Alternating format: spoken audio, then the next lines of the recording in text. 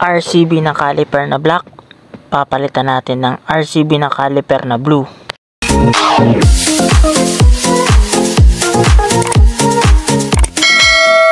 Bali, ito na pala ipapalit natin ng bagong caliper mga master. S-series din to, pero iba lang yung kulay. So, nagbabago ako ng detalye ng aking motor. So, mabebenta ko pa naman yung luma kong S-series. May bibili niyan, kaya naman parang lang, konting dagdag lang ay nakapagpalit ako ng mga gustong kulay nang hindi ako gumagastos sa malaking halaga. Bali, ayan, kung mapapansin nyo, pares naman sila. Tapos may bracket na rin to for stock na brake disc, at syempre meron na rin kasamang brake pad. Bali, pinipiga ko lang tong piston papasok ulit sa loob para naman pag ipinasok natin sa disc ay hindi tayo mahihirapan dahil maluwag, at gumamit lang ako ng popper na panikwat para hindi masira yung asbestos ng ating brake shoe. So, tatanggalin ko na Allen wrench. Itong mga tornilyo ko ay napalitan ko na ng Allen wrench na stainless. So, tanggalin ko siya sa bracket, rekta na. Bali, may bracket pala yan na pang 260mm na disc. So, yung pag nabili nyo yung S-series na caliper, mayroon na siyang kasamang bracket kung stock yung disc nyo. Pero kung mag 260mm kayo na disc, magkakabit kayo ng bracket na pang 260mm. Pwedeng KDR, pwedeng kasama dun sa TTGR. Basta, same sila ng mounting ng stock caliper, pero magkakaroon ka ng isa pang bracket para sa 260mm pag naglaki ka ng disc ng motor mo. Bali pala tong caliper na to mga master ay sa gaya nga na sinabi ko ay iisa lang sila pero magkaiba sila ng kulay. Tapos syempre review na rin tong product na to. Tong caliper na to ay pinaka entry level ng RCB na caliper. Tupat na to mga master. Nagkakahalaga siya ng 2,000 plus I think, or hindi ko na matandaan kung sale ko ba nakuha tong black. Pero yung blue, that time nagkakaubusan. So parang kuha ko sa kanya is 2,400 plus shipping pa. So pahirapan maghanap that time ng S-series na caliper, nagkakaubusan. Bali yung performance nito, no, goods na goods siya for small bikes gaya niyan ng motor natin, Honda Click, M3, Mio, Honda Beat, at kung ano-ano pang mga small scooter. Pero okay din siya sa mga Aerox, NMAX, meron din sila. Pero may kanya-kanya silang bracket for the dedicated bikes. Meron din pang sniper. Maganda siya yung braking niya. Maganda yung braking point niya. Makapit na rin siya. Lalo na pag tinerno mo siya sa 260mm na disc. Pero nasa bracket nyo pa rin yan mga master. Kung mapapansin nyo dun sa likod, yung disc natin hindi siya na kakain lahat. Hindi siya naiipit lahat ng ating caliper. Gawa yun ng ating bracket. So, hindi niya ma-maximize yung braking nito. Kaya naman, medyo nahihinaan ako ng konting-konti lang. Pero, all goods pa rin siya para sa akin. Talagang hahanap lang kayo ng maganda-ganda klase na bracket para sa inyong motor. Para naman talagang sakop na sakop yung buong disc. Kumbaga, naiipit yung buong disc. Iba yung performance kapag naiipit ng mabuti ng caliper brake yung ating brake disc. Bali, ayan, yung gamit ko palang disc dyan is floating disc na wala tong brand pero pang Mio to. Kinonvert ko lang din yan Bali, nilakayan ko lang yung mga butas, then gumamit ako ng full thread na CNC bolts para pumasok. Then ito, kinakabit ko na yung caliper natin na bago. Ayan, ganyan lang siya. Dahil nga nung nakaraan ay nagpalit ako ng mga detalye na blue, naisipan ko naman ngayon na what if baguhin ko yung kulay ng caliper natin, since sabi ko nga kanina mabibenta ko naman ng hindi sila nagkakalayo dahil okay na okay pa at bago rin yung brake pad ng ating lumang S-series na caliper. Naisipan kong palitan.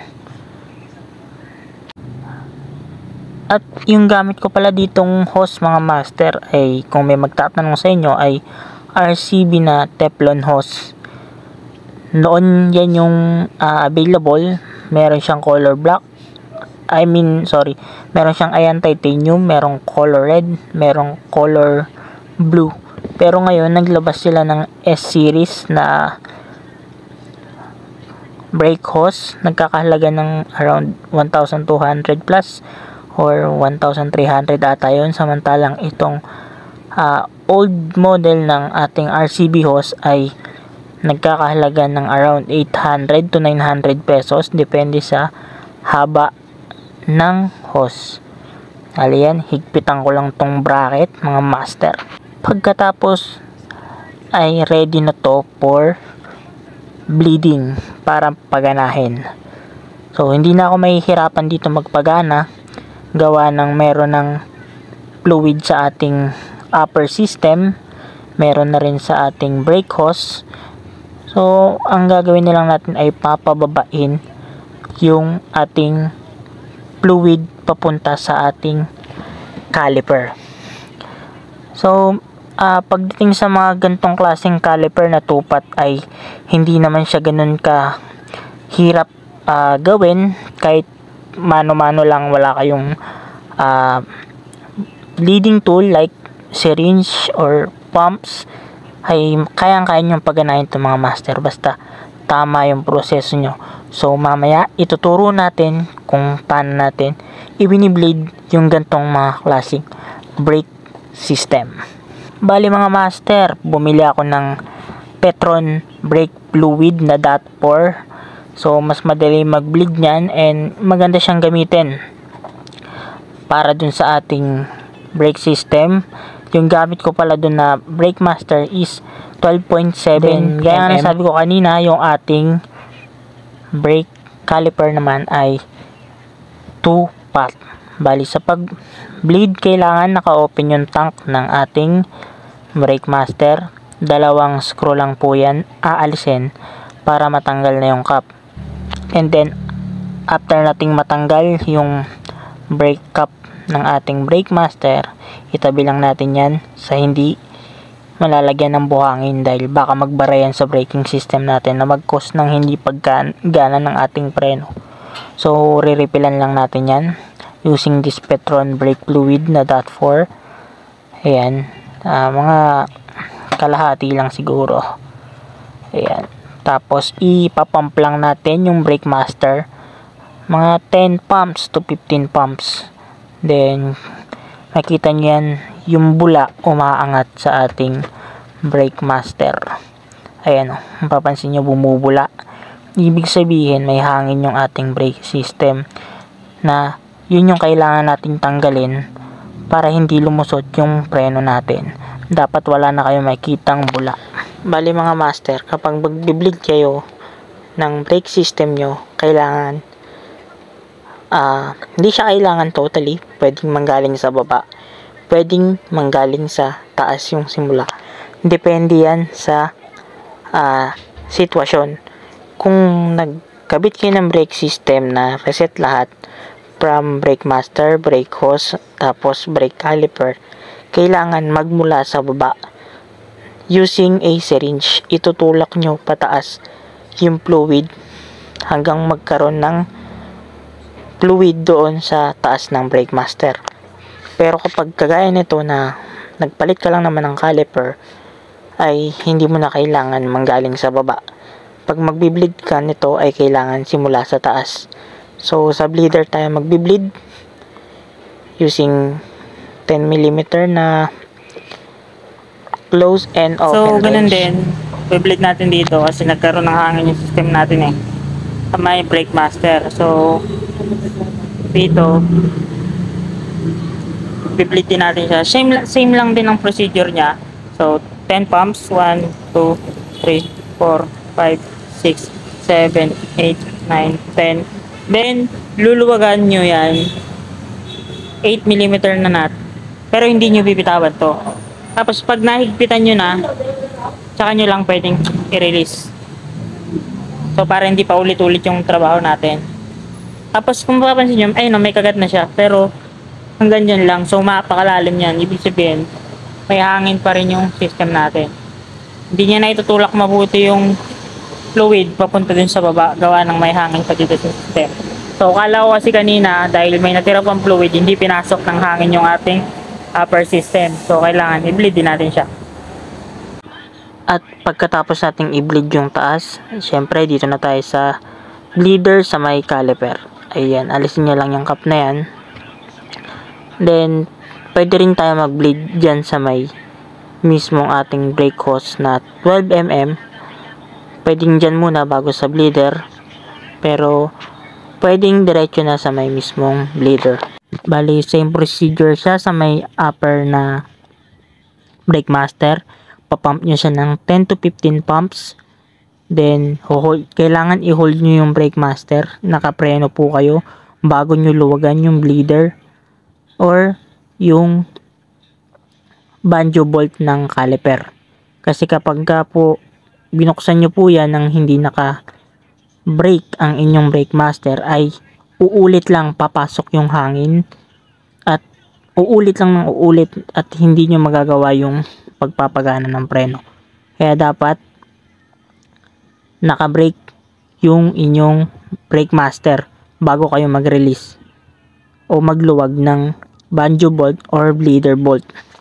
Pagkatapos naman mga master ay ating i-bleed na sa bleeder ng ating brake caliper. Bali, pump natin ulit ng 10 to 15 pumps. Hold the brake, huwag bibitawan, diin lang, then release, higpit, bitaw sa ating brake master. Then pump ulit, repeat hanggang sa gumana yung ating brake system at tumigas ito ng tama. Dapat hindi po lumulusot pagpindot natin ng ating brake master. Kailangan may kagat, kumakagat ng matigas. Hindi siya sobrang tigas, hindi rin siya sobrang higpit. So tama lang kasi dahil gawang nakabigdis tayo, baka pag sobrang lakas ng preno nyo, isang pitik nyo lang or mabigla kayo, biglang tumawid or biglang may mga nag-U-turn,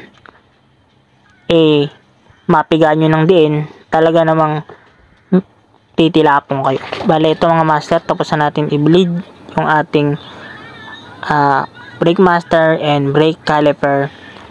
Check na natin kung gaano katigas to at kung wala na bang lusot yung ating preno.